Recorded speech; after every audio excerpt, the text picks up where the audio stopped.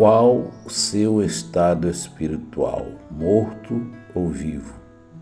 Muito bom dia, esse é o nosso assunto de hoje em 1 Pedro, capítulo 4, versículo 6, que diz assim: Pois para este fim foi o evangelho pregado também a mortos, para que, mesmo julgados na carne, segundo os homens, vivam no Espírito segundo Deus. O apóstolo Pedro, dando continuidade ao que está no versículo 5, que diz: os quais hão de prestar contas àquele que é competente para julgar vivos e mortos, ele está falando para aqueles que se acharem vivos no dia do juízo. Mortos deve ser entendido no sentido literal mesmo. Conforme o versículo, esse morto tem significado universal.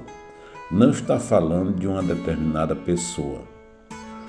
O sentido parece estar representando a atitude da igreja em todas as épocas, esperando Cristo a qualquer momento.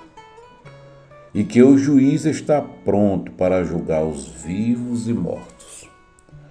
Mas o que será que significa mesmo julgar vivos e mortos? Isso quer nos dizer que aqueles que confessaram o nome de Cristo em vida, mesmo estando morto na carne, vai viver espiritualmente com Cristo na eternidade.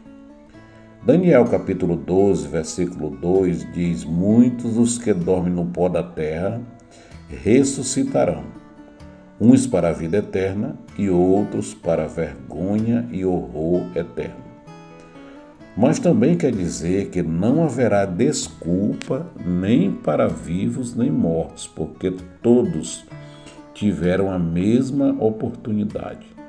Todos ouviram o Evangelho. A diferença será para aqueles que abraçaram a verdade, os que creram em Cristo, reconheceram que eram pecadores e se renderam aos pés de Cristo, salvação eterna.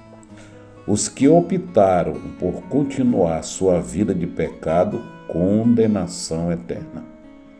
Quem rejeita o plano de salvação, creia nisso.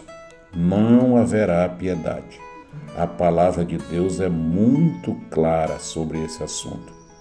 Mateus capítulo 10, versículo 32 e 33, diz: portanto, todo aquele que me confessar diante dos homens, também eu o confessarei diante de meu Pai que está nos céus.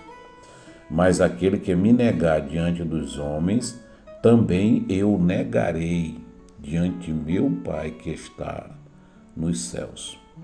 Uma coisa todos devem ficar certos. Lucas capítulo 20, versículo 38, a palavra de Deus diz que Deus não é Deus de mortos, mas de vivos.